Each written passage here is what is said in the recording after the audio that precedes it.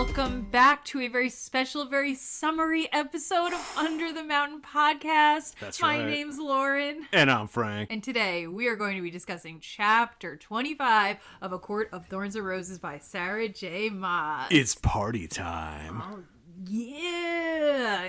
Celtic music everywhere. Streamers all over the fields. You know what? To get in the mood, Ooh. I think I'm going to crack out a little bit of Faerie wine. Oh, that looks so good. Oh, yeah, you want some? Yeah, can I want a cup. No way. Wait, why? Because this is Faerie wine. Okay. I have no idea what's going to happen if you drink this. Why? A human has never had this before. Oh, it's because I'm a human? Yeah. It's because you're a human. You think it'll do something bad? Fair, the thing is, we have totally different physiology. And Faerie wine, I think, would obliterate you from the inside out. Think of the worst diarrhea you've ever had. Times a million. That's just the first day. Are you kidding? I don't believe it. I'm not kidding. Don't touch it. And honestly, I don't even think I care. Let me You don't have care? some. Yeah, let me have some. No. It Okay. tastes so good. Today, I am Summer Solstice Feyre, Legendary skin, by the way. blue chiffon gown. Blue chiffon gown. Flower crown. And I have been playing Feyre with my own hair. Yes. I decided to upgrade to the wig because she's really upgraded, feminized herself. She's all out, She's Feyre, glamorous. Today. Well, you know what? She was starving, so and now she's got glossy hair, curvy bod. Mm-hmm. Exactly. She does have curvy. Canonically, right. Thick Feyre is on the scene. And Frank is classic, good old Tammy boy. Tammy boy on lock. Tammy boy. And wait, upgraded though. Tammy boy with a fiddle. Tammy boy's. Oh. Okay, so how did we feel about Chapter 25? So this chapter is lively. Interesting. Like, it was a roller coaster for me. First Okay. read, loved it. I was like, this shit slaps. He did say that. This He is was the like- emotional core of the book. Like, we're having such a good time. It kinda is. We're in the blooming climactic spring, summer moment, right? Yeah. This shit was golden. Yeah, I loved this chapter the first time I read it. And I still, there's a lot of things in it I still really like. Yeah. There's so, I am a sucker for, a cute romantic setup, them in the field, them watching the sunrise. It's also nice. It gives you such a good feeling. And so I think I was really bored, up until we got to this part of the book. And then finally I was like, okay, at least this is giving me some emotions and I'm feeling something. There's a lot of things about Feyre that stuck out to me on this reread that I don't think I really was paying attention to my first time through. Interesting. It's sort of a dark undercurrent to her disregard Absolutely. of everything as per usual. But even here, even when it really works out for her and is nice in the end, you're kind of like, this could have ended badly. Feyre seems to be the kind of girl who, when she wants to let loose, dark or light, someone else is going to have to pick up after her. Yeah. And she doesn't seem to care about that. Left off on a more somber. You can call it that. Via decapitation. Yeah. And we open with Feyre letting us know that right after that, hours after finding this head, Tamlin was called away to the borders, and she's like, I'm feeling a sense that this is related to the blight, which is related to the head. And yes, Feyre does jump to conclusions frequently, and so we don't actually know how much of this is true, but that's not a crazy assumption to make. I would probably think the same thing. She said the blight was indeed crawling from other courts directly towards ours. I mean, that specifically. Where is she getting it? Where her... I think maybe that's her fear. Her fear is her imagining it. Yeah. So he stays away for the night. It's the first time he's ever done that, which Feyre does not like. Understandable. No. But he sends Lucien back, which I guess suggests that Lucien went with him to the border. And then because because Tamlin had to stay, he was like, go home and tell her I'm okay. Probably also to get Lucien to be there to watch over her, I would assume. So she wakes up the next morning. She wakes up to merry fiddling. She looks outside and there's streamers and ribbons and maypoles everywhere. She's like, oh my god, what is all this? Alice tells her it's the summer solstice, which we learn that Alice's people, the tree people, I guess. The Urisk. Are called the Urisk. Are they relevant again in any way? Well, I looked it up. Oh, you did? We ripped it directly from folklore, which is Okay, fine. fine. They are known for household help.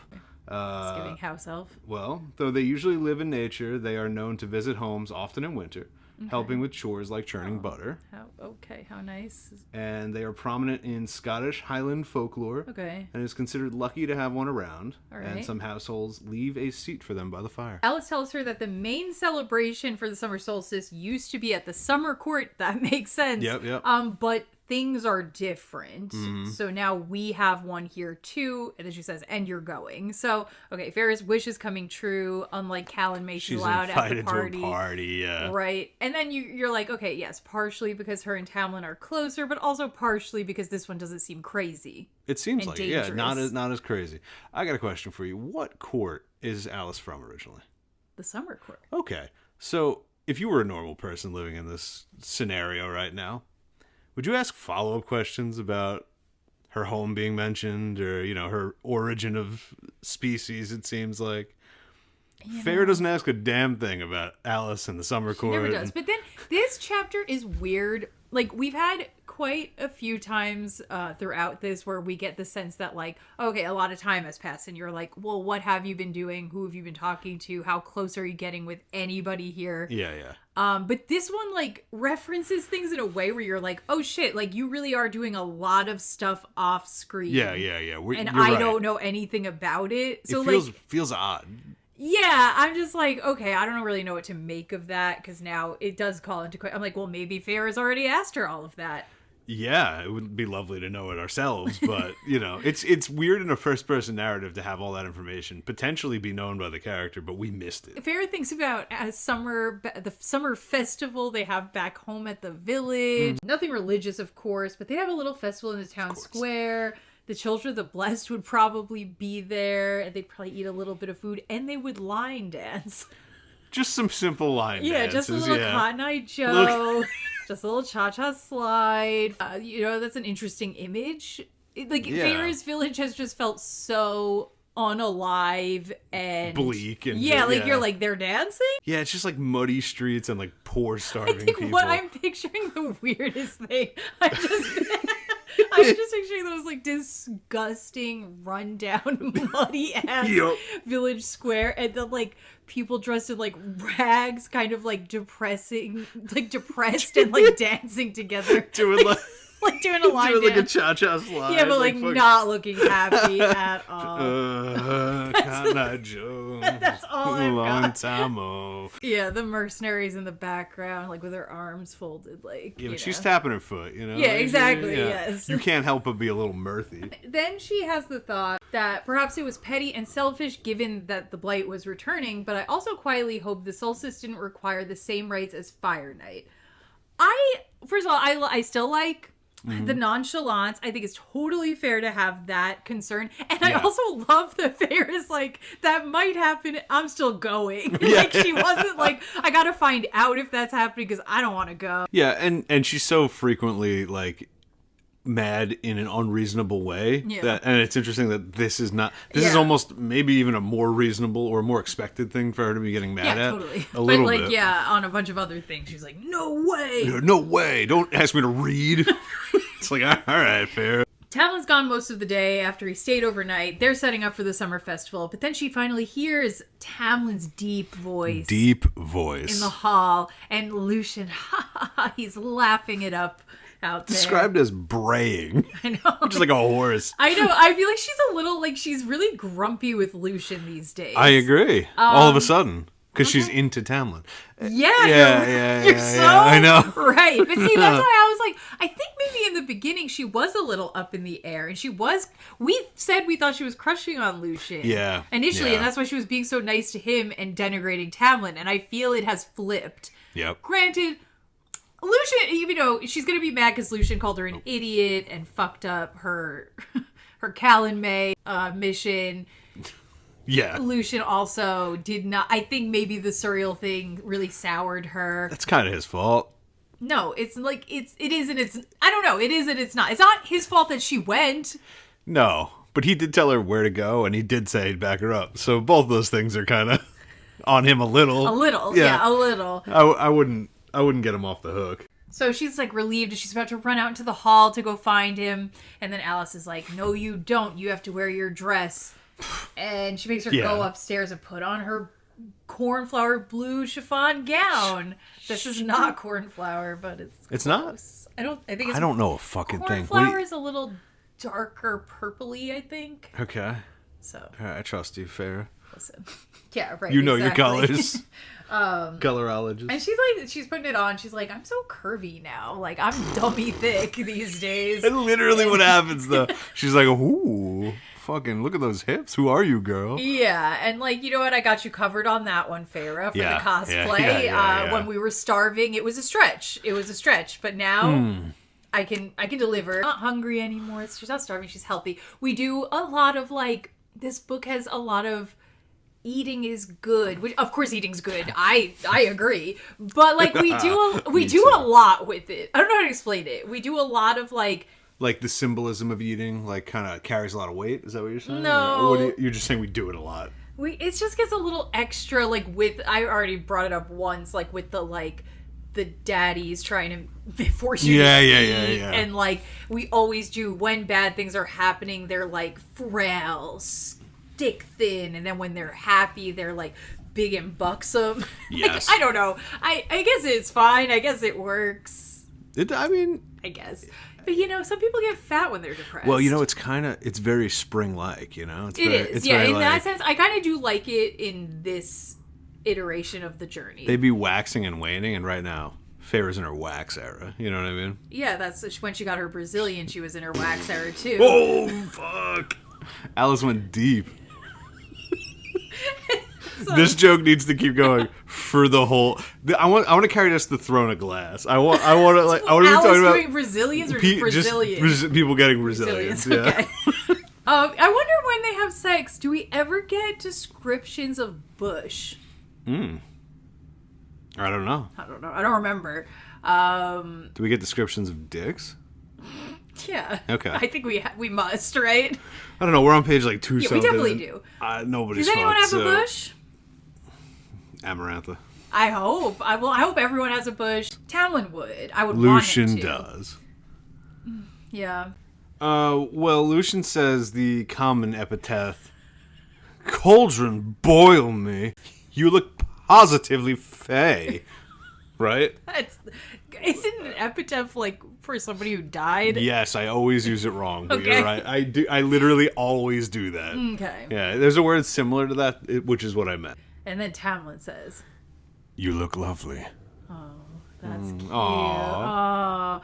See, like Lucien, like they're different styles. That's why I say it feels very much like a dating sim. Like Lucien's coming in with his like flamboyant, a cauldron boil me, and then Tamlin's the like understated, sweet romantic, and it's like, what's your vibe? Whatever your vibe, you can go with either boy. Yeah. So she says she squares her shoulders, disinclined to let him see how much his words or voice or sheer well-being impacted me. Not yet. Then when? What are we waiting for? To be fair, tonight. Yes, right. But like it required literally a magic her to get ceremony. Like blitzed. Yeah. And not just like a little tipsy. She needed to get like blitzed out of her head. Very annihilated. And it is cute, but it's also like, my God, you needed all that? I know. There's something weird about that, right? A little. Yeah. She could not admit that she liked a boy in this way. A boy. Because Isaac Hale did not get this level of... Isaac Hale she genuinely didn't like, so that didn't stress her out at all. Exactly. She liked that she didn't like Isaac. And part of her like romanticization of her relationship with Isaac is how comfortable it was for her because there were no feelings. No, you're right. That's true. This is the first time there's feelings, and she literally needs to like be on DMT. She needs to be on DMT, get a private concert performed by magical beings. Yeah. Yeah. Like twice, actually. When Tamlin said that she looked lovely, also she says that it makes her want to purr. I like that. Purr. But then she squares her shoulders. Yeah. So she's like, she felt feminine, and then she's like masculine. She says, snarky as ever, "I'm surprised I'm even allowed to participate tonight." And then Lucien says, "Unfortunately for you and your neck, tonight's just a party."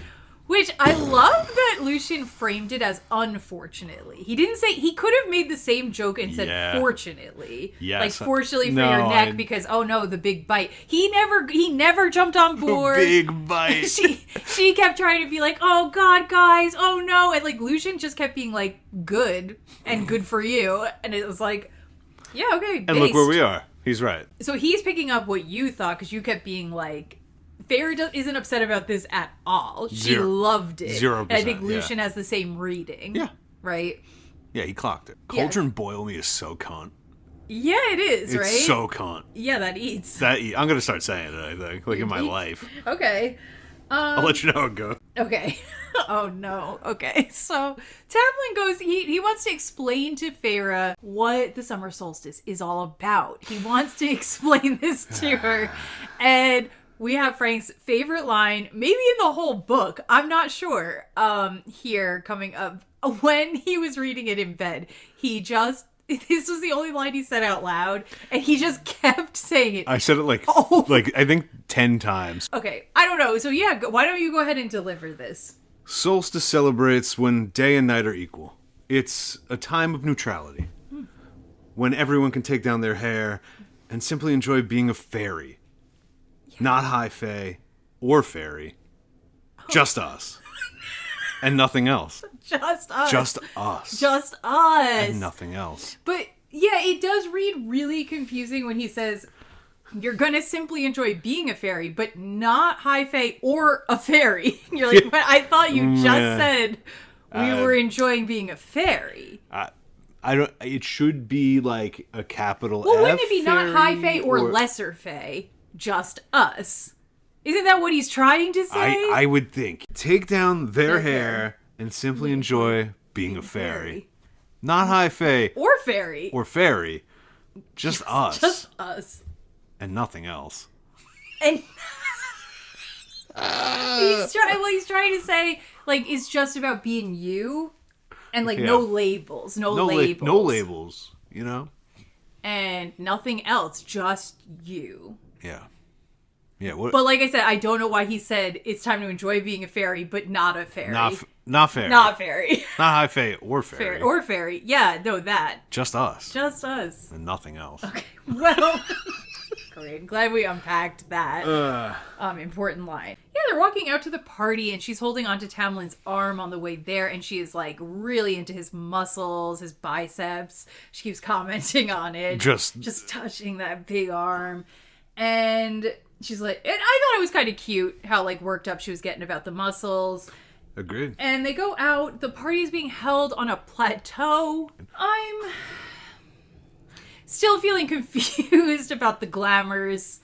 I'm still confused about the glamours. Oh, we got to do this. All right. Because we left off saying yes. 3 different glamours. Let's do it. Yeah. Let's do the math. Let's do the maybe glamour I'll write math them on the here. screen. Yeah. Glamour at the spring court. Yes. We can't see the people working there. Glamour on Tamlin, maybe all of them, maybe just Tamlin and Lucien, not sure, to make them look really hot but normal, not glittering and such. Yes. Tamlin gave her Fairy sight, an extra sensory ability. Correct. That has maintained, we're saying, right? She still has it. That is my understanding. I guess. Yeah. So anyway, the glamour on Tamlin's looks went back up. He looks normal now, not like a fae. Yes. He toggled it on. Mm-hmm. Yep. The glamour hiding the spring court people off permanently. She's ready to see him now. She sees them. Okay. But the nature one, so I'm like, okay, fine. I guess she can see super sight, all the beauties of this fae nature, like the fairies can. But I don't feel like it's really described here. It ain't. She's going to the party. She's walking through the fields. She's looking out the window. She's in the festival. And, like, the descriptions just kind of feel like normal nature. And I was like, is she not still kind of, like, reeling from the fact that the entire world is in, like, permanent psychedelic trip mode? She should. And it is especially now confused now that she will take a psychedelic trip and see all those things again. I know. When it feels like she should just currently be seeing those things. Well, I thought like her whole, like the earth should have shifted and changed. And she should still be like, oh my God, I hear the birds. I hear the trees. I hear like, I don't know. I don't know how long it's been. Seemingly a little while because they've had some excursions since then. But long enough that she's not describing that anymore as interesting. It may have been 1 or many weeks since our last trip. To me, like, I hold on to that mentally where, like, I'm like, oh my God, she has true sight. Yeah. Holy shit. Now, all the descriptions and everything moving forward. I totally agree. Should give me this feeling of awe until we kind of get used to it and we exist in that space with her. But I'm like, it's the very next chapter. Yeah, like, we've maintained nothing in terms of, like, that wonder. I found really weird. And then, yes, I found extra confusing and weird because she drinks the fairy wine and then she starts describing what she is seeing in such a way that similar descriptions. It would make me think it was exactly how the true sight would make her see things. And I'm like, so, and then it's just bizarre from a writing standpoint to be like, okay, we gave her a super sensory power last chapter. Yep. And then this chapter to be like, and another one that's it's pretty much the same, but like, I guess it's a little more temporary and maybe more intense, but it's just like the other one. And, I don't know. It just sort of falls flat because I'm like, well, it wasn't him kissing her eyes, like essentially this. I would think, yeah. It is different. Like the true sight did not seem to give her this like inhibition feature, right? Where she's like so wanting to dance and like not overthinking things. So like that was the thing the fairy wine offered, but there's so many descriptions of like how things look to her now different. I'm like, ugh. The very willow tree was singing. I You know. don't think like every blade of grass is going to shimmer and like we're not going to see like the giving tree from Neopets just like popping little like presents down. Like she's walking through an entire magical spring court on the way to this hill and we don't get any. That's what I'm saying. Extra descriptions. It's just like, there's grass, there's wouldn't she be like, ever since my time, like at the beginning of this chapter, ever since my time in the Glen with Tamlin, the gardens have looked amazing. I've had even more things to paint. Like, I was just like, I don't understand. Did this impact you at all or not? Because to me now, as I'm reading it, I'm like, no, surely I misunderstood. That must have dropped. Like, she doesn't have that anymore. It wasn't said. In fact, it was implied the opposite of that. But you're right. And she's so visually focused. Yeah, I know. We talk about all the colors she's seeing all the fucking time. We have one little drop, I think, before she drinks the wine, when she is describing how the Fae look, that sort of suggests that she does still have it turned on. I just can't believe I'm not going to get a single bit of exploration of how that's changed her mentally, what that experience has been like, what is she seeing that is different while we're spending this whole chapter outside. Agreed. Especially like in a book centered so deeply in nature. Yes. And we know there's different rules for the Fae themselves, so like saying it about them and not about the nature is like leaving most of it on the table. Yeah, it's weird, right? Because the whole scene kind of actually revolved not around how it changed people, but how it changed the natural world for her. And now I don't know. Yeah, they go out to the plateau. Feyre's gawking at the fairies, and they're gawking at her because why is a human here at the summer festival?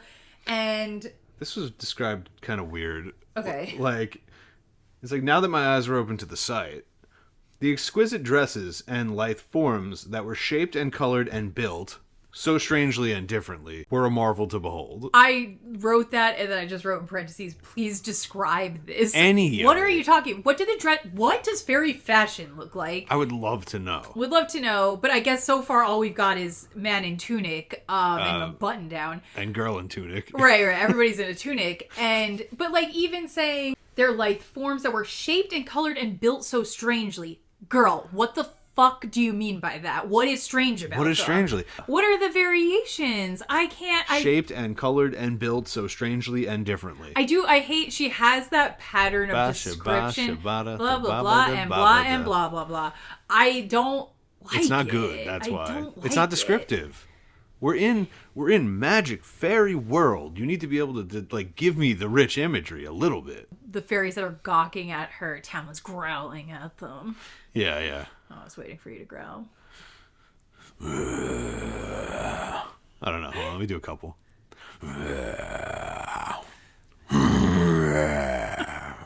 like that one. Somebody out there is going to be like, this is a red flag. No, actually, it's just hot to have your beastly boyfriend make sure nobody's making fun of you and growl at them because he's a big beast, which is what we think is sexy. That's all. Correct. Like, let me have my tropes. Let me have them. Stop trying to pull them out of my hand. So there's tables of food. She's going to fill up her plate. And she loses. I love that, like, we're in the middle of a summer solstice in Fairyland. It's still and we're set still up doing the same way, like a Penny a la vodka catering. Like, what are we doing? The stack of plates, the utensils. She grabs it, wait in the line politely. I got my china and. What other way? I can do 30 right now. Well, it could be like you grab gnomes who apparate in front of you. They're flying on little balloons and they drop meatballs on your plate. That's a little over the top. Yes, so that's a little distracting. And this is a little under the top. No, it is. I'm thinking more like I would do. She grabs a plate and she's like, "Where's the food?" Oh my god! There you go. House elf status. My food just appeared. Yep. It's everything I like too. That's what I would have done. So yeah, she's waiting. She's going to wait, and then Tamlin just disappears, which is funny because like we know. I think the assumption is that he's disappearing to go play his fiddle with the band. Correct. Yeah. And it does kind of feed into their like both of them sucking at communication thing. You're like, so Tamlin, why wouldn't you just tell her I'm going to go play? In like, which what is he not? Lucien is the best at it. Why is he not telling her that? I don't know. What's the reason she can't know that he's going to go play?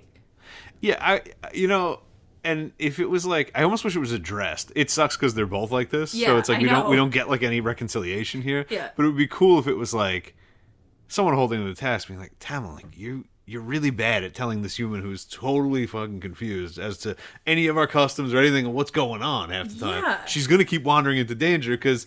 And she's probably going to do that either way, but that really doesn't help. Solidifies it. No. Why would you abandon her at this party? Yeah. I almost get like what if he had a little bit more of a like almost Doctor Who energy where it's like he's like dancing through his life a little bit and he's kind of like I knew it was coming. Okay. Sorry. Well, don't say that then. Like if he grabs her hand and be like, "Oh, come on," and like he does like here and there. Yeah, he loves grabbing her hand and dragging her somewhere. His calloused hands and pulling. He's always bringing her to a natural, like reservoir of sorts. You're so right. That's the only time he does that. But Feyre, come look at this mist. Hey, Feyre. Feyre. You'll never believe it. This rainbow really does come out of a leprechaun's ass, Feyre. More beautiful than that still, a unicorn. You can't stop coming in this waterfall. It's so beautiful, Feyre. I'm not upset. Like, everything he brings her to, I'm like, yeah, I do. I also want this big, handsome beast man to drag me off to this site. Absolutely. Or any site. But yes, that is when he randomly will, like, have that Doctor Who thing about him. Yeah, yeah. I don't know what this is about. I don't know why he just dipped. Ghost. Feyre, give me some Penny a la vodka. Yeah, okay, whatever. I don't really have a reason I can come up with that he did this. Nope. So she loses Tamlin while waiting on the line to get the food. And she, quote, tried her best not to look like she was some human plaything of his. Which, first of all, I'm really like, what does that look like? What does it look like? What does it look like? Show, come on. I need to look like I'm not a human plaything. So what? All right, so I'm going to look at you. If I was a human plaything, what would that look like? I'd be like, yeah. I want some chicken. Like, I don't know. That's human plaything. I like human plaything. Yeah. Okay, so this is if I'm trying not to look like his human plaything. Yeah. I'm like, right? Like that. Like dignified. I'm so dignified. Yeah, you're not a ditzy little slut. No, I'm like very serious. Yes, like, very. Looking around like, put together. And you know what's going on. Yes, I want chicken. Thank you. Thank you. Thank you. Good job. Thank you. Yeah, can you do that first one again? Then I did think it reminded me, though, of the Children of the Blessed. Because remember, that was like what they kept kind of, like her and Nesta, and I guess the people in general are very much like they're sluts for the fairies. Like they want to be. That's interesting. So she's very worried about being perceived the way she was perceiving the Children of the Blessed. Right, she's like, she has je ne sais quoi. complex. She has a complex, I think, based off of the Children of the Blessed, kind of, right? Yeah. Like, she's like, oh, that is so shameful. All we did in the town was run around and go like, ew, they just want to do the thing I'm literally doing. Yeah. And that we were saying that was bad. So now I stole it from them. So now I need to like try and figure out an angle where I can be doing that, but saying like, no, it's different. And it would make more sense if she was doing this like in front of other humans, but it's the No, fairies. I know. I'm like, so I guess, but she's like, maybe they think that too. But that's a big assumption. And she loves those. Maybe they talked about it. Yeah, you're right. But she also just loves making big assumptions. Uh-huh. And frequently I feel like she is like, oh, if humans do this, then they do this. And it's like, but then it weirdly does seem to be true. Just like when she's like, a ring will let me know if that fairy is married. And then the book is like, she was right. She was correct. And she was correct. A ring would let you know if What are you fairy... looking for, my diamond ring? Right. So... From K Jewelers. And every guess begins with just K. us. And just us. Nothing else. Not High Fae or Fairy.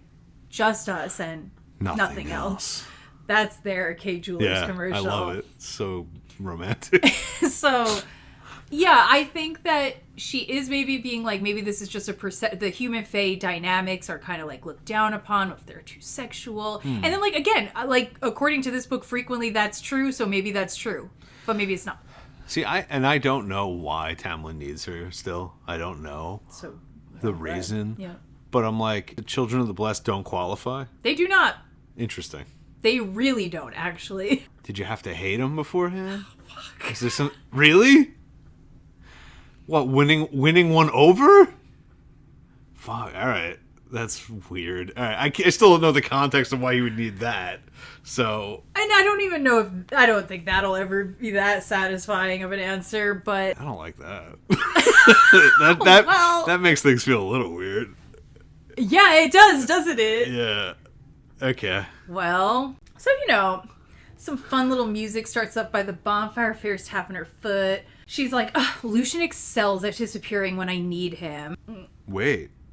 Now that you said it, because it was weird when I read it, but she did that thing with Tamlin and Lucien previously. When she liked Lucien and was mad at Tamlin, she credited something good to Lucien that Tamlin did. That is true. Tamlin just disappeared, and now she's mad at Lucien disappeared. Lucien leaves the room. He never disappears. Although you thought that one time that he did apparate out of the dining room. Yeah, that's true. So maybe he did. And again, I don't know if we're just referencing how SJM is like imagining their dynamic on all these off-screen moments where they're hanging out. Like, I don't know what this means. I don't know. Yeah, it's interesting to weigh Feyre's perception versus Feyre's understanding of unseen events. Yeah. But also, like, I guess it could reasonably be a reference back to him not showing up during the Surreal Naga thing, right? Like, yeah, but that's not him disappearing. He was not there. I think that's like semantics, though. Okay. I think it's just sort of like, I look for you, you're not there when I need you. And in a book with better semantics, I'd be less likely to criticize it, but we have had bad semantics a lot. Just us. Just us. And nothing else. So give us nothing else. So she's alone. Tamlin left and Lucien left. And so she's just eating. She's eating. This girl's loading up the dessert plate, though. She ate strawberry shortcake. Yep. Apple tart. Yep. And blueberry pie. That's how she's getting so thick. You're right. And she was like, basically like, just the same as at home. And you're like, why? Why though? Why would we do that? I don't know. Like, is this some sort of like fae? It seems weird that it was even specified. I agree. Then I was like, is it something fae where like maybe what you're eating ends up being like what you like? It's possible. But it wasn't like my favorite back home. It's just like the same as we had back home. I know. I guess, or are we maybe doing something where we're pointing out like humans and fae really did intermingle? And I guess, yeah. They were cross-cultural in sharing their strawberry shortcake recipes. Like, I don't know. I'm just utterly fascinated by how this girl can take 3 individual, at least, portions of dessert to the face and then go dancing all night. Because that's like really impressive.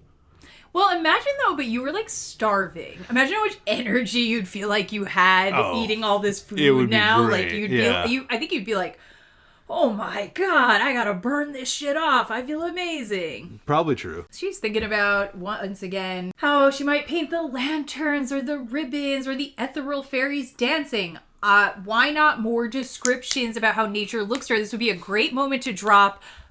I love painting recently with all of the newfound colors and amazing sights with my true sight. Yep. And this is no different. She's sitting underneath a sycamore tree. You could just easily describe how the sycamore tree is like I'm yawning or doing something fun. I don't get it. Maybe we're wrong. Tell me, does she have true sight? Does she have true nature face sight right now or no? Lucien slut shamed her for it in the last chapter, so I would assume he did. He's like, well, I wouldn't get my eyes kissed by just anyone for any fucking reason, you know? Yeah. I don't know. All right, let's just hold on a sec. What do you mean? Yeah. Wait. Where did you get that? Yes. No. Okay. No, that's too much. That's too much. No, it's good. It's good. What the hell are you doing? All right. Awesome. Where did you get that? Don't worry about it. Feyre, no. Your organs can't process that. I'm quite sure. No! It'll be fine. She's gonna melt from the inside. Buckets of diarrhea. Oh! I don't know. Maybe other people have had that happen, but I don't think that will happen to me. Okay. So glad I have my cup. No, Jesus, it was for the joke. I know. I poured all of it. I don't want all of it. And now you need to chug it. Chug 2 full cups, like Feyre did. Feyre goes back to the table, and she pours herself a whole glass of golden sparkling wine. Suddenly, Lucien's back, right? Mm-hmm. He pops up. He says, I wouldn't drink that if I were you. She says, oh? He says, fairy wine at the solstice? Is this fairy wine at the solstice? Lucien hinted, which, once again, yeah, I don't know why he can't. If it's going to do something, just say it. She says, and takes a sniff. Doesn't smell like alcohol. It actually smells like summertime and all of these wonderful memories. Yep. And I certainly understand why that would make you inclined to want to drink it. But yeah, it's just, we're like back with like really questionable self-preservation. This is the liquid form of the puka, as far as I'm concerned. Yeah, right, though? I would ask maybe more questions. Be like, yeah. Like, I mean, we're making the joke. Nobody actually said her organs will fail. But you're like, maybe they would. I don't know how she could process It was on this. dialysis the rest of the series. Her kidneys give just from give the out. fairy wine. Yeah. I don't know why she's so confident this is going to go well for her. But she's always this way, right? Always. And so, okay, I am confused about quite a few things with whatever's going on here. Yeah. I think she's being crazy, but it's so in line with her character to do this. Like, of course she would. But, okay, Lucien's... Okay. Why is... Because it actually ends up being, like, kind of nothing in a way, right? Like, she's not hurt. I mean... She's fucked up. She's fucked up. It's annoying. And that's, I think, what it is. And Lucien's like, I want to have a good time and not babysit you. And I do get that. Yeah. There's some... we'll keep going. There's something about, like, the way he talks about how Tamlin would feel about it and the way he apologizes to Tamlin once she's drank it. Yeah. That makes it feel like they had a conversation about this. Like, it doesn't sound... Almost, yeah. You were getting the sense that Lucien's just assuming this? Maybe. Well, maybe him and Tamlin and Lucien had conversations about the romantic things he wanted to do tonight, and he was worried about that getting in the way. I could see that. Yeah, I could see that. Right. I like that idea. He's like, oh no, it's going to ruin his plans. It's like, he's going to propose. Because if she's really fucked up, which he's like, this is going to get you really fucked up. I just love it, like, the server coming around with 12 tequila shots, and it's like, don't do all those tequila shots right now. I know. You're in a foreign country. And Feyre's just like... You're in a foreign country where everybody's 30 times the strength of you. Nothing could go wrong. Don't... Maybe. But yeah, it is so on brand for her not only to be like, don't drink it, I'm drinking it. It might be dangerous, I don't care. And then also, you drinking it means somebody else has to be responsible for you and obsessed with watching you and making sure you don't get hurt. I don't care. I don't care about that. Here's the thing. Feyre is not good with boundaries. She either sets up solid walls, right, or she sucks at it. So I think it's like, with her sister, she tried to control them, right? She did. She tried to say, like, you can't do X, Y, Z, you must do A, B, C. And they hated that and didn't listen to her because that's annoying. But now that she's trying to relax, she doesn't know how to make self-boundaries. And she doesn't care about anyone else. She's like, you can't tell me what to do. And it's like, you spent so long telling everyone else what to do. Yeah, this one, okay, I thought that this scene would have been extra cute for me. It would have had a totally different meaning and tone, because I feel like this scene really reinforces Feyre's character, which is cool, but it would have had, imagine this scene with a character like Elaine, who came to the Spring Court, didn't do any of the dangerous things, didn't have this constant, I don't actually care how this impacts you thing going on, then letting this being your bad thing you do would read really cute. Yes. Right? Like, you'd be like, oh, okay, she never does that, but she's really pushing her boundaries, and it's adorable she got too drunk, and finally she's thinking of herself, and whatever. But with Feyre, it does not have that feeling. It does a little. I am really happy for her by the end of the chapter. Agreed. Despite all of my irritation, I still feel that way. Yeah. But it wouldn't have that weird kind of like dark undercurrent if it was a different character. Agreed. Right? Yeah. Because it's like on some level, her not caring that Lucien has to babysit her for her to have a good time when she is in fact kidnapped here kind of works, right? You're like, I could see feasibly being like, oh, this is like the least you could do so I can have a nice time. But saying that and owning it would have brought a whole different dimension to the character. I agree, but also it doesn't work at the same time, though, because you're like, I've seen her not care in the same way for, like, egregious things where people might die. Or will force the person into a position where they have to murder someone. I so, totally like, agree. it just still has that taste to me. Yeah. Right? I know. Even though it's, like, kind of innocent. Yeah. She thinks she's special. She thinks she deserves people falling on the sword for her left and right. That's how it feels. Yeah. And it's like, this seems innocent. It's not. I mean, like, anything can go wrong here, right? Yeah, no, and like I get it's not Callan May, but like, come on. It's not Callan. Come on. Who says it's not Callan May? I don't know. Well, Lucien did. I know, but I'm saying like we don't. It not being Callan May does not mean it's not dangerous for Feyre of course. to be blitzed out of her head. No, here. definitely and that. And not to mention deeply potentially embarrassing on a fundamental cultural level. Yeah, she was sitting there being like, "Oh no, I can't be his little plaything because that would be embarrassing." You know what I mean? This though, I don't know. Well, then you became like the ultimate, like, goofy goober. You know, like, everyone's watching, like, oh, Tamlin's human's a fucking moron. She's drunk all fairy wine. I think it's more, though, that she's kind of getting on their level, because I think they're all acting this way. Yeah, but I think they're uniquely built for it, and they're 500 years old. No, I know. You're right. Like, I'm sure they were doing it with far more style. They drank 2 cups of fairy wine on their way over here, like, while driving. Like, that's what I think. No, of course, because once again, we just keep pretending like there aren't these huge differences, probably physiologically and like in terms of magically. Yeah, exactly. Like everything about it. Yeah. So Lucien's like, I'm serious. Do not drink that wine. Do you remember the last time you didn't take my warning? And I was like, he could be referring to multiple things. What was the like? Is it something that we didn't see? Is it not going to the Surreal? Is it not going to Callan May? Yeah, I'm not sure. Is it not leaving her room? I don't know what, I guess, but maybe that's the joke. Yeah, like, it's just like, a lot of times. You know, everything. She says, I also remember you telling me how witch berries were harmless, and the next thing I knew, I was half delirious and falling all over myself.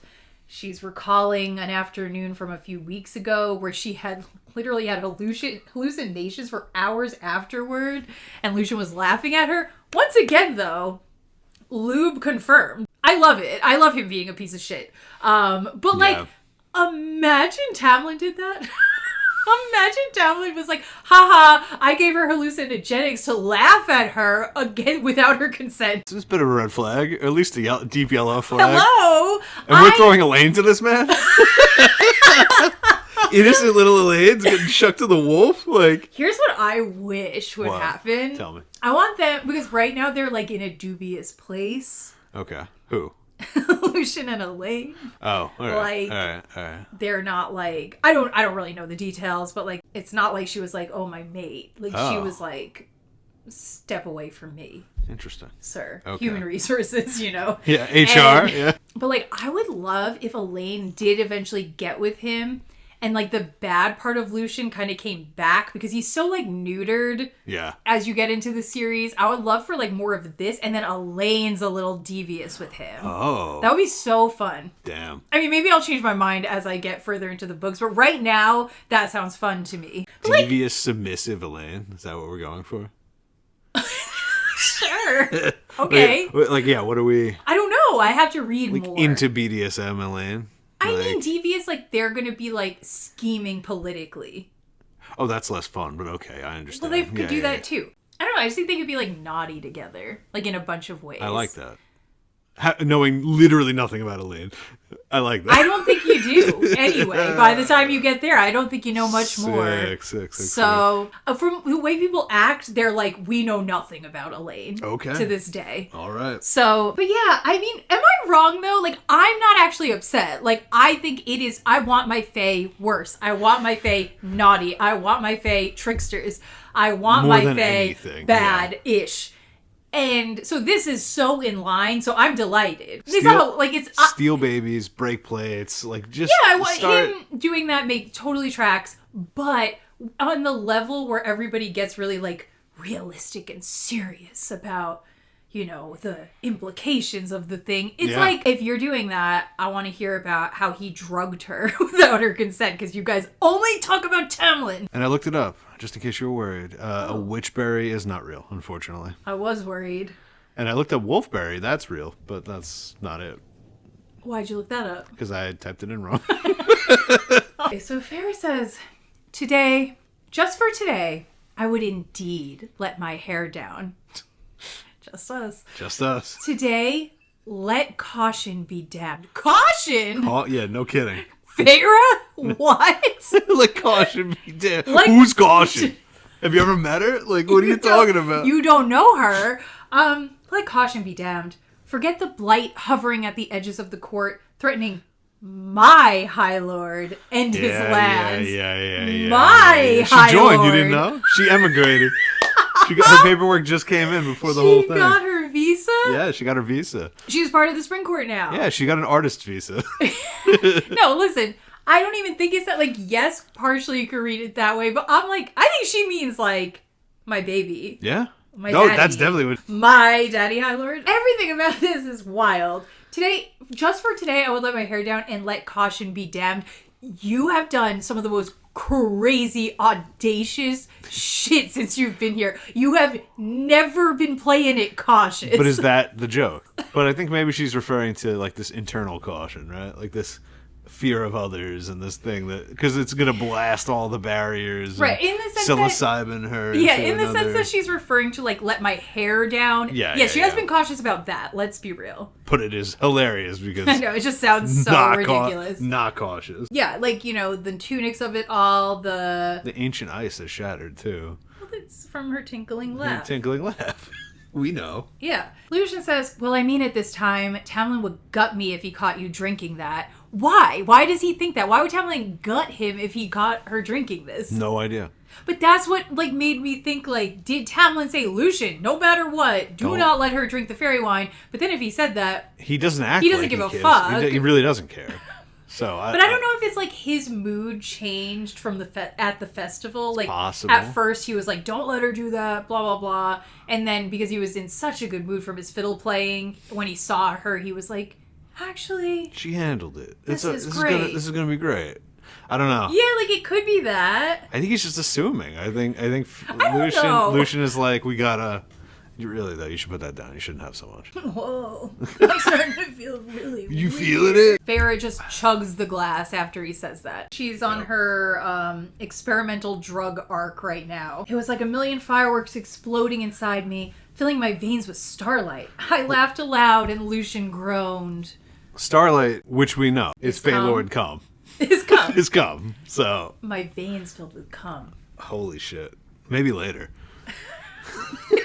I'll just have to be a human plaything. That's it. To get my veins filled with cum. Now, I would like to quote something from when Feyre first arrived at the Spring Court.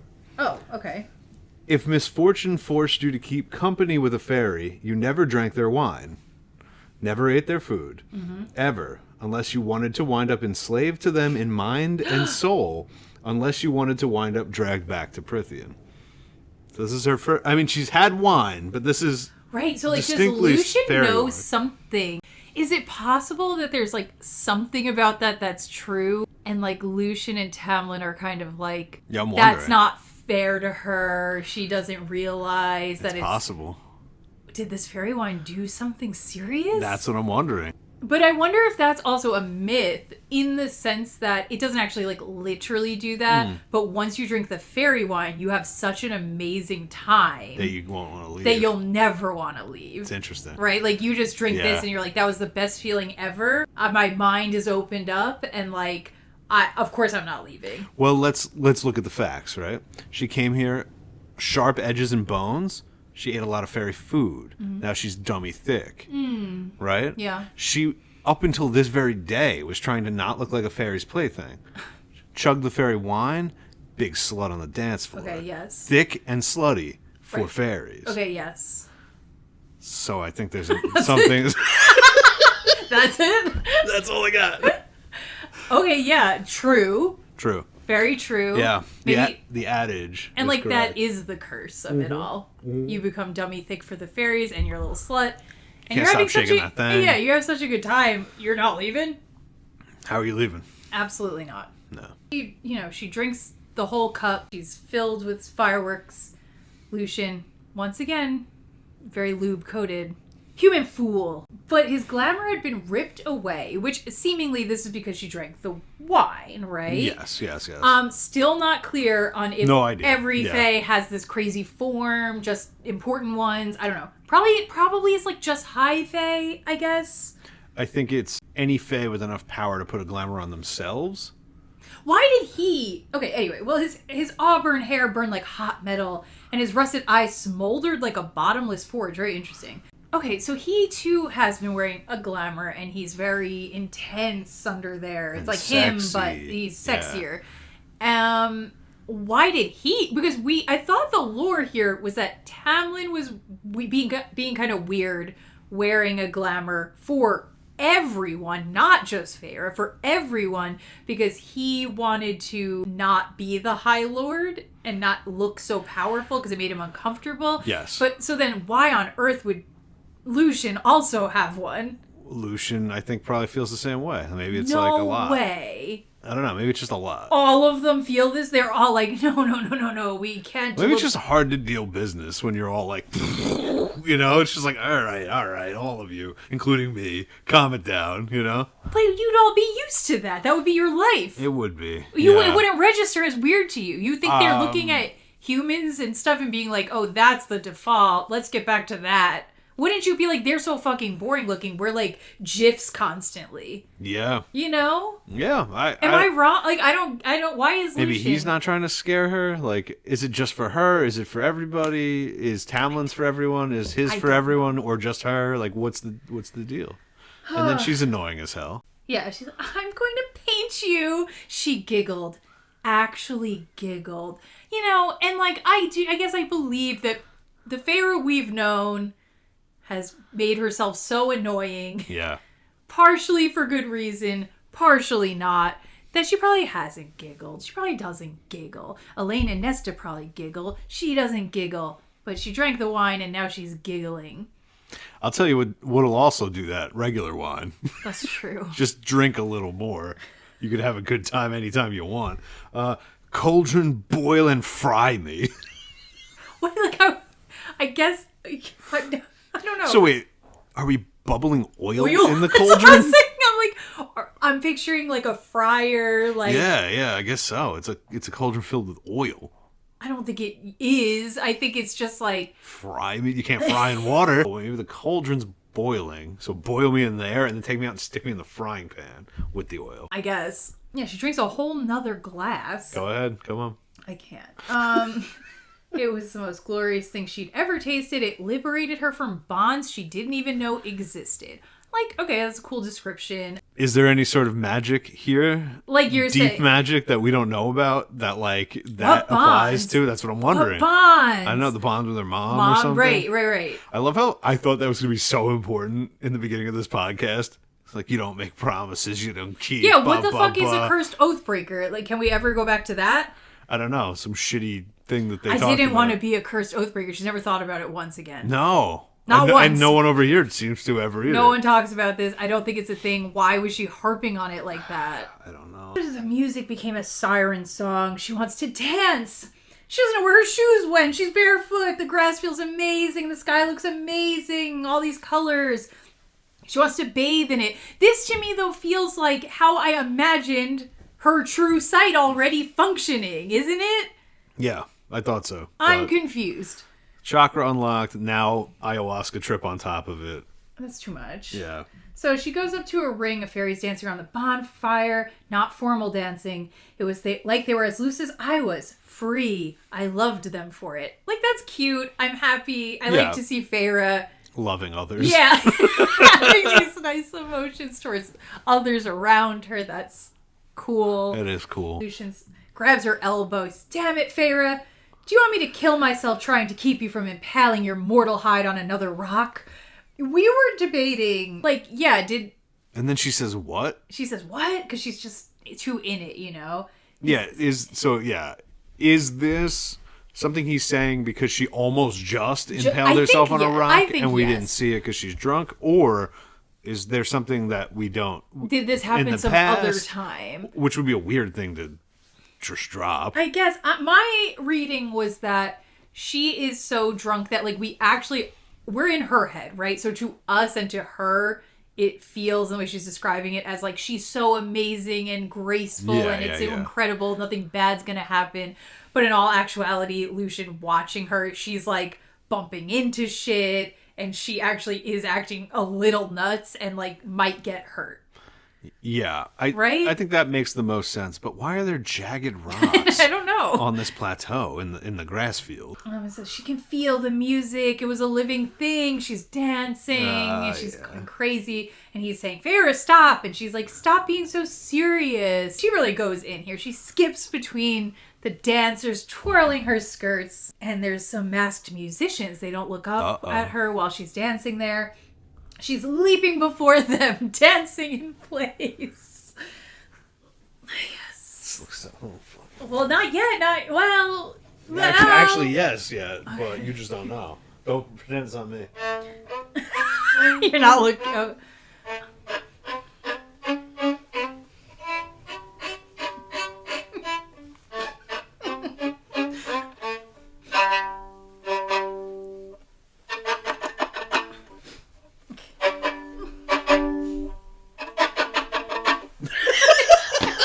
That's how it went. Why was that so good? Just me and the music, dancing and dancing. I wasn't fairy, just us. I was a part of this earth, and the earth was a part of me, and I'll be content to dance upon it for the rest of my life. Oh my, okay. One of the musicians looked up from his fiddling, and I halted. Oh, you're supposed to look at me. He's got cords of muscle on his forearms. Yeah, so then Lucien runs over and he's apologizing to Tamlin. He's like, I couldn't stop her from drinking. So, like, Lucien was clearly on babysitting duty. Yeah. Right? Like, he was. So he could play the fiddle. He was like, no chance I'm not doing that. Watch the girl while I need my band time, all right? Right. Like, let me play. Maybe there's some magic at play here. I don't know. And so Tamlin gives her a feral smile. Well, you have to... As she dances. Oh, yeah. Oh, yeah. Oh. So okay. He says, right, so he gives her the feral smile. She's dancing in front of him, like, yeah. And then he says to Lucien, I'll look after her. Go enjoy yourself. Right, so yes, Lucien gets to actually go enjoy the party. Who is he like out here trying to get? Who's he trying to fuck out here? He's dallying. I don't know. Who is he dallying with? Why couldn't she throw me like a little bit of something like, oh, and then in the middle of this, Lucien out in the shadows with, like, make it mysterious. Who's he with? It's gonna be like a whole couple. Like that's what I'm thinking. Mm-hmm. Lucien's got like his arm around like a blonde man and woman right in the middle.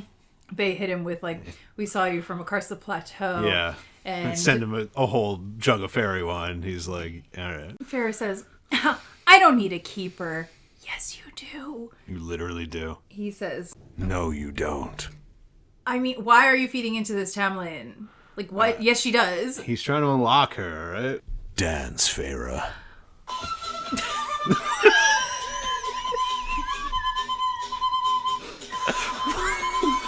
Why is it the fiddle version?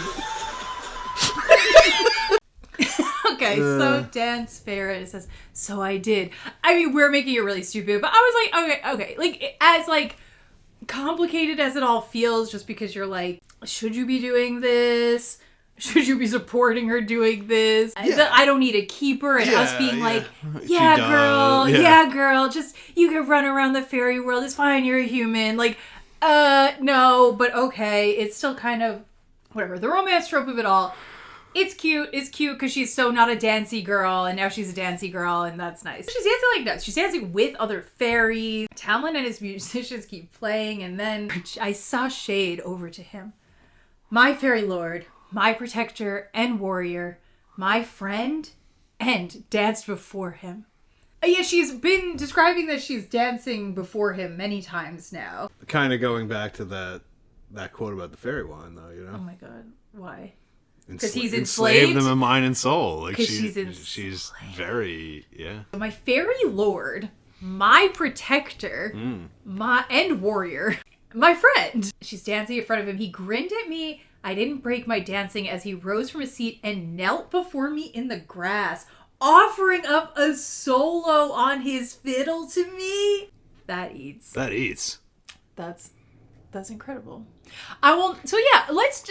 We have to have the discourse now. Yeah, everybody's so mean about this. They're all like, "This is corny," which, like, of course it's corny, but it's not any cornier than anything else that's happening. It's just like corny in the normal. Wait, why is it corny? Romance book way. They all say, "Oh, Tamlin playing the fiddle gave me the ick. Tamlin kneeling in the grass and playing the fiddle, ew, it gave me the ick." Yeah, what is Rhysand doing? He's playing like... He doesn't play shit. He's picking lint, all right? That's turning you on? No. Don't play a beautiful classical instrument for me. Pick lint off your clothes. That'll get him. When you're so fucking cool, you can't even play an instrument for your girl. He's playing in front of everybody. The whole spring court. And whoever else is here. We don't know. Right. Yeah, because the boundaries... Whoever Lucian's fucking. It seems like the boundaries do open up for the festivals. They do.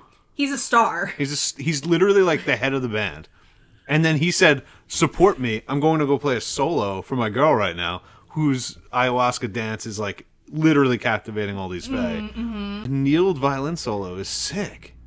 Is it not? Like, I'm confused. And he's hot. He's got corded forearms. Yeah, no, literally. He's got like a sweat neck. Like, he's doing everything right. That's hot. And like, I don't know. So it's hard because I'm like partial. I play the violin. I grew up playing the violin. So like, I was around a lot of men who played the violin. Yeah. So like, I guess I'm just like ultra desensitized to this, but I think that's normal. Like, my brain's like, yeah, men playing the violin / fiddle seems totally and it's the reasonable. Fiddle, which is like already so chill of an instrument. Like, play classical music. I don't care. Play whatever you want. Like, what is weird about a man playing an instrument? It's described in a sexy way, and if you don't like him later on, that doesn't take away from how hot it was now. I don't know. I'm like, these girls are going to the Philharmonic and being like, ew, ew, I hate this. I mean, a lot of focus on his fingers. Yeah, okay, too. I know. Yeah, okay, yeah. She says, music for me, a gift. He played on his fingers fast and hard upon the strings of his fiddle.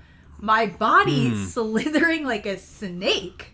I tipped my head back and let Tamlin's music fill all of me. So this is very, like, she is having a sexual experience with the fiddle. Yes, she is. I think she is thinking about this correct. Look at his big, beefy fingers. So fast and nimble. And hard. Upon the strings. What else? Filling me. And what else could they do?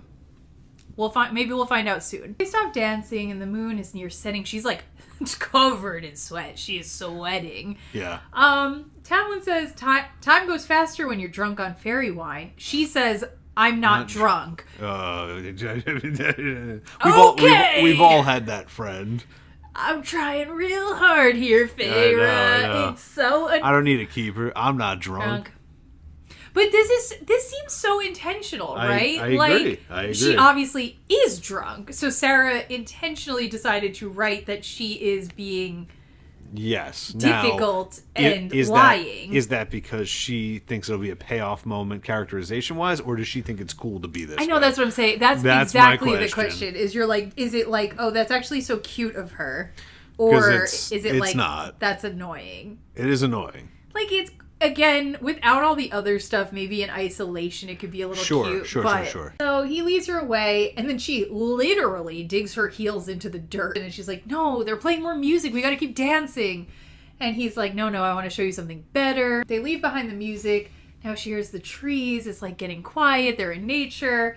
And they stop in front of a meadow where dozens of shimmering shapes floated out across the grass. And then they're singing, and it's male and female voices doing like call and response. So when she hears the singing and she sees these little lights floating around, she puts her hand on her throat, which is what she did when Tamlin brought her to his museum room. Yes. And she saw the beauty of the painting. So every time she sees something really beautiful, where, like, I think she's overwhelmed by emotion. That's something Feyre does. She gets choked up. Yeah. But I think doing that, I don't know. To me, it feels a little bit like it's making me upset, or I'm trying to stop it in some way. I guess it's a stifling motion. Yes. Like, I don't read it like it's like, oh, that's so... She's being like, oh, that's such a nice feeling. I feel like Feyre's like, can't like that out. That's too much. Very chakra focused, though. Feyre's journey, each little bit has been like some area of her chakra, you know? We have like the throat, we kiss on the eyes. Okay. Yeah, that's true. Her upset bowels. Like, there's been like lots of different... Her empty pussy, which needs to be filled. Yeah. So they're watching. He tells her it's the will o' the wisps, spirits of air and light. They've come to celebrate the solstice. And, it's very beautiful. They dance together in the field with all the lights floating around them. The imagery of this is very... pretty. It's very cute. I do think, I think it's romantic. Absolutely. Right? Like, yeah. I'm like, this is sort of stuff that I'm like, okay, I'm getting attached. This is the Fae shit. Like, this is the basic, totally. Thought this was an interesting description. I was as unburdened as a piece of dandelion fluff, and he was the wind that stirred me about the world. I liked it. I like it too. But I was like, is there anything? Yeah, there's definitely something there. Yeah. Right? I think it's interesting because it's like, I think that dynamic is a little bit what Tamlin wants, right? Yeah, it is. And there's something romantic about it if both people are on the same page. But it seems like right this second... Oh, wait, hold on. I'm like being a crackpot right now. Let's hear it. All right. I'm being such a crackpot right now. Okay. Tell me. All right, that's my thought. Okay. Well, we're thinking about the fairy wine cutting bonds, right? Yes. And so you're like, it sounds like Feyre, when drunk on the fairy wine, also likes this. She is being like my protector, my dominant warrior man, my, whatever. She seems to be like pretty in her like girly, snaky dance mode. She seems to be into Tamlin in this role. Right here, she's kind of describing, I was unburdened as a piece of dandelion fluff.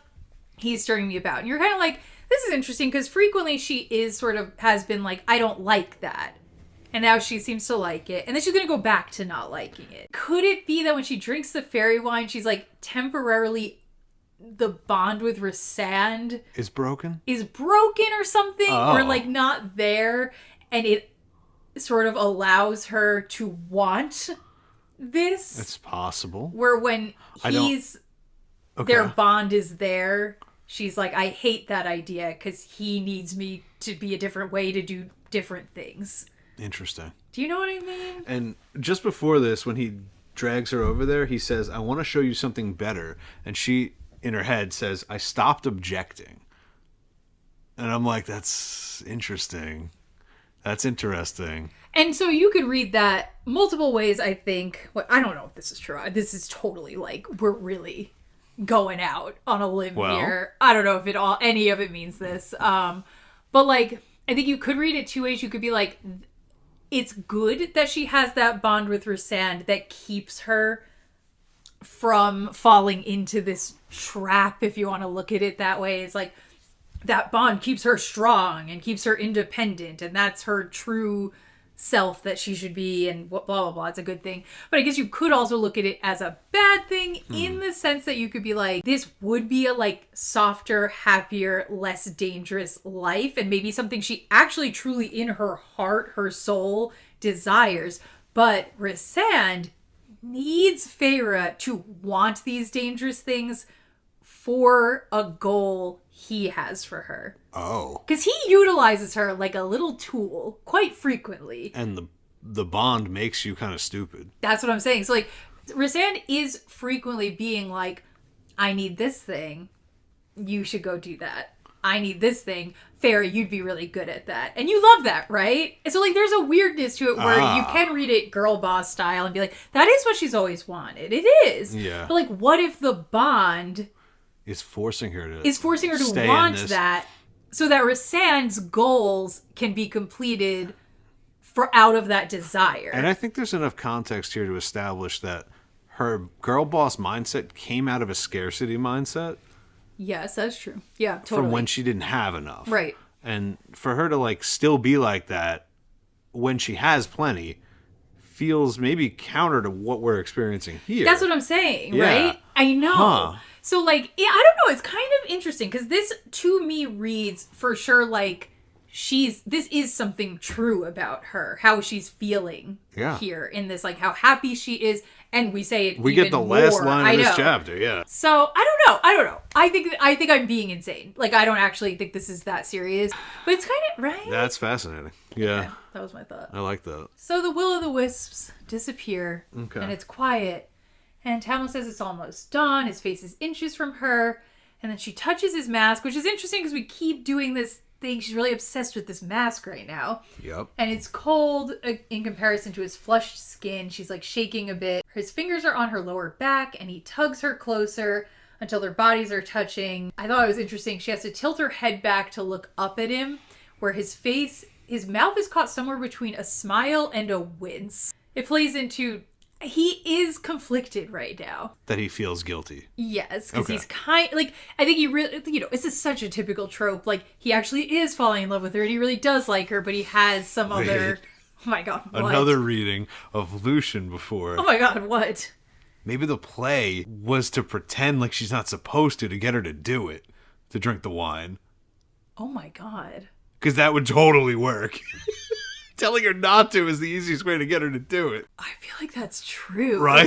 Because honestly, although, yeah, the only thing going against that part is that when she drinks it, he's not just like, oh God, we have to go tell Tamlin, come with me. And then like brings her to, like, she's like jumping around and he's acting so, like, once she drank it, he doesn't need to keep acting exasperated and pissed off. To make sure maybe there's no doubt in her mind that she did the thing she wasn't supposed to do.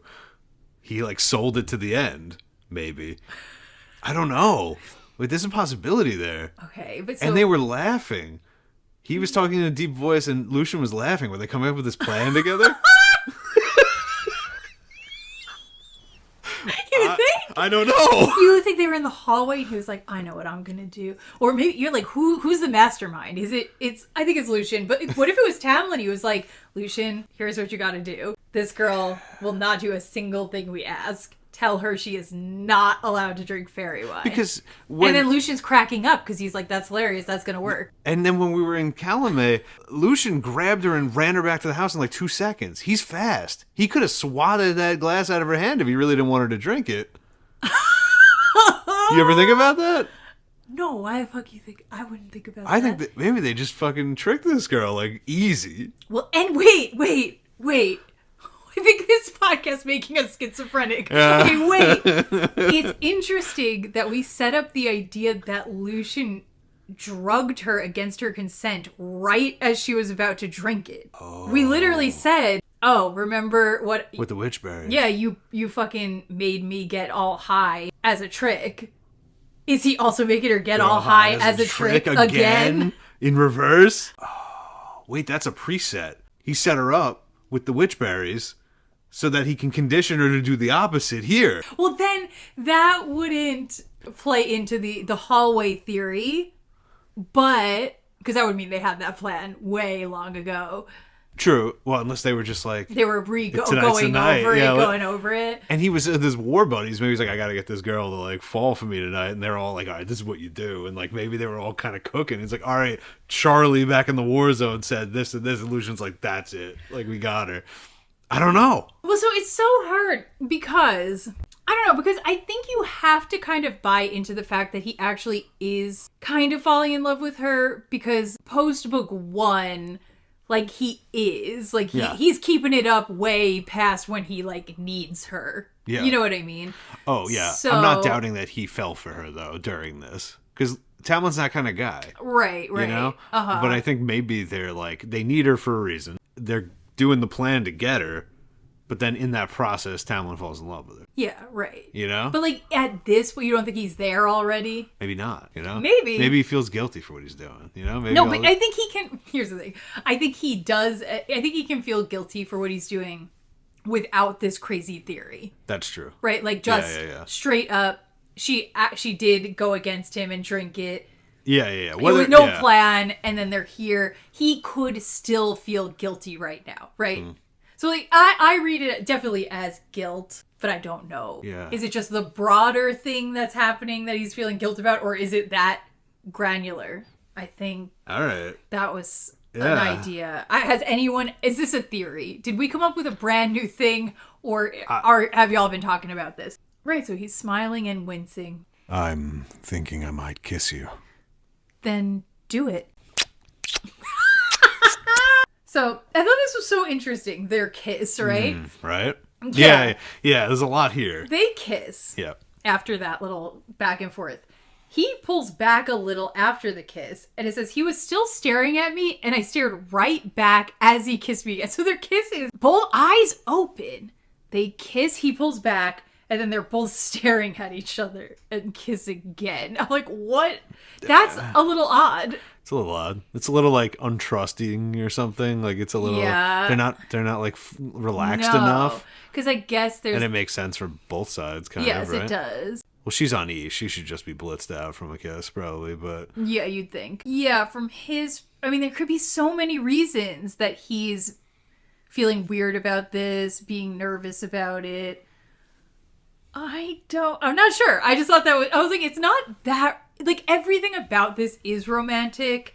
And I could even do a reading where that is a romantic thing to do. I could think where of you're that like, way too, yeah. They're really seeing each other finally. Yeah. So, whatever. But there is something weird about it. Like, most kisses, you're not, like, no. We're staring at each other. Well, I take it a little also, for her perspective, like why she's staring at him.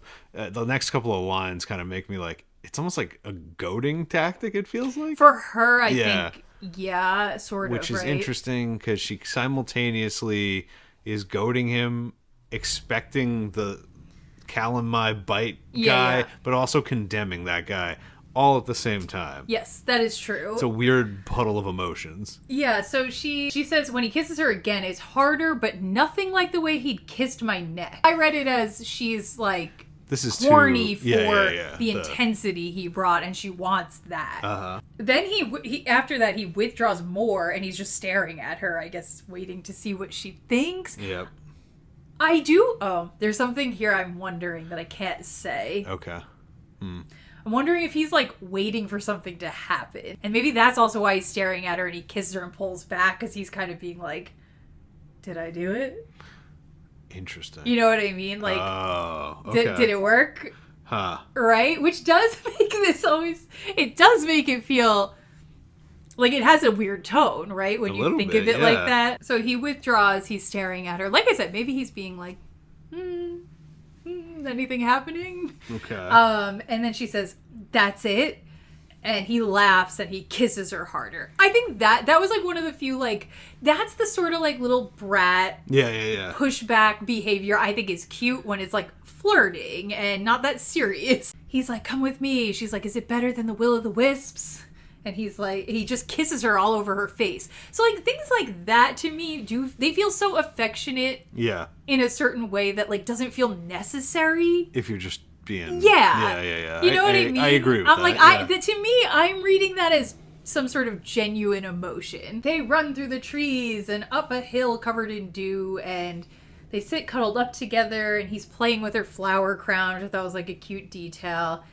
And they're watching the sunrise, and it's described in typical Feyre fashion, a big list of colors. It was like seeing the world being born, and we were the sole witnesses. So that was nice. Yeah, she's having this big rebirth. Yeah, so it's the summer solstice. So this is the first day. Yeah, daylight and night are equal. It's getting darker. No, it's the opposite. Oh. Right? No, yes. Summer solstice means we're on our way back down. No. Yeah, because we just came out of spring. So we're in the middle of summer it's the longest days, isn't it? Wait, that doesn't make any sense. Where are we?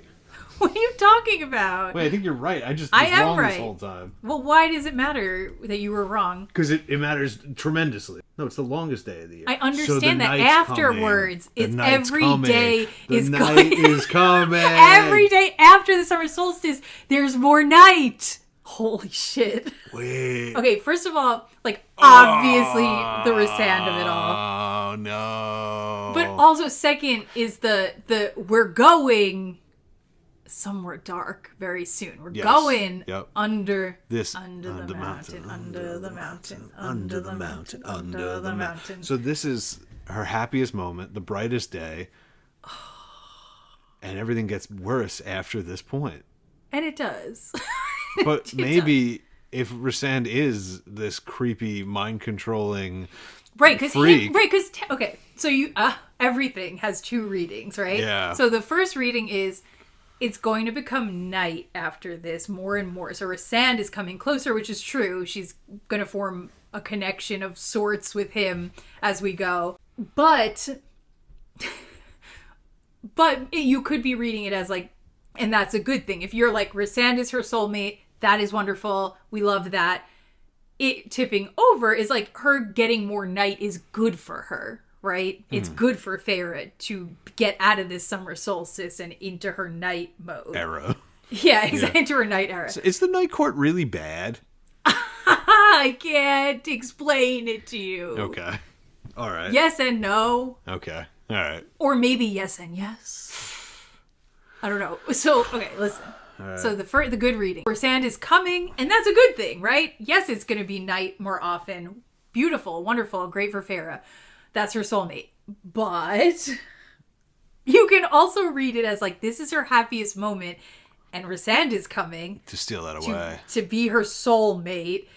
And that is not a good thing. It's getting darker the more we go with him. Are we not, at this point in the story, at that falling grace moment? Does this not feel like in a fairy tale?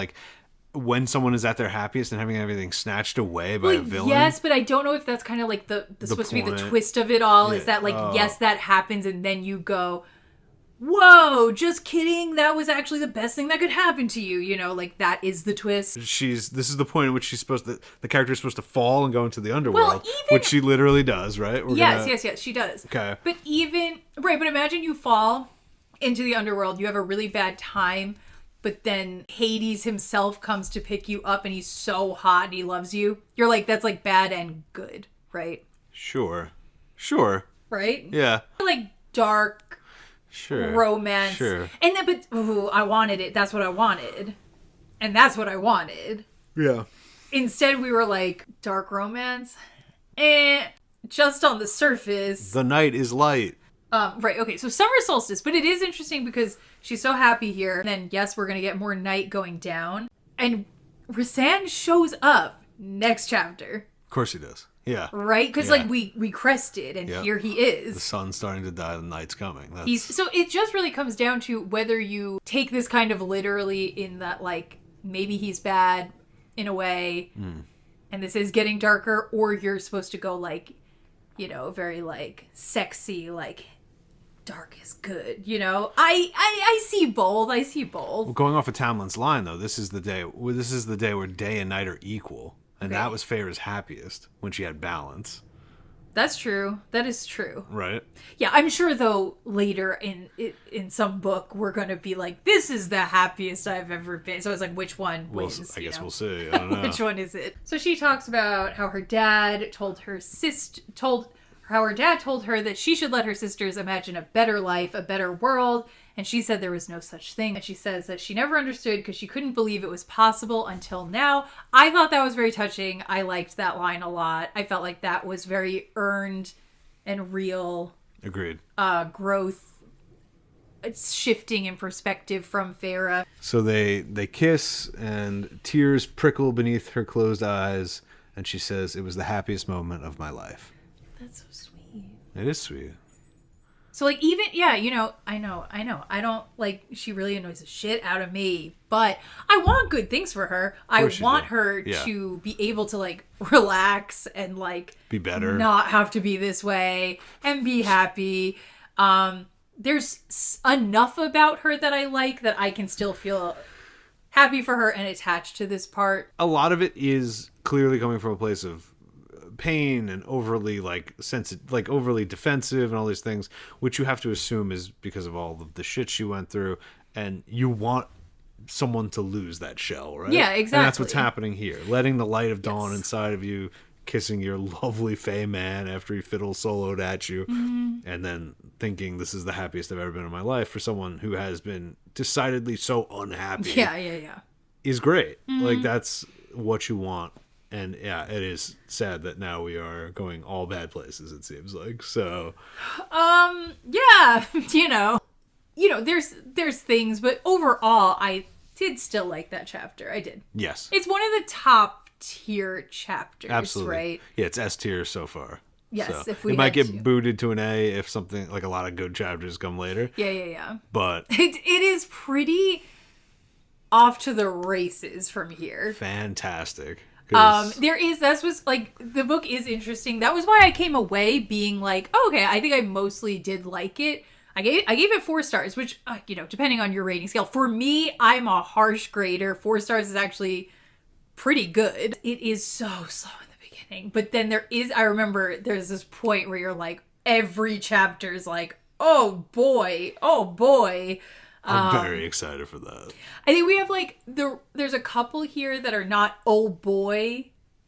They're like setups, but they're good. They're good. They're not the filler Tamlin and Lucien in the dining room over and over again stuff. I don't know what. I guess you're gonna have to be Rhysand next time. He's happy to come back as always. I don't like. Am I Tamlin? Like, I don't. Yeah, we could do a little Tam swap. A little cross-dressing. Well, I already was Lucien, so... Trust me, when you get the spirit of Tamlin inside you, though, it's like nothing else, all right? I believe you. It's fucking intense. I don't know what to do, because it's a Tam Sand chapter.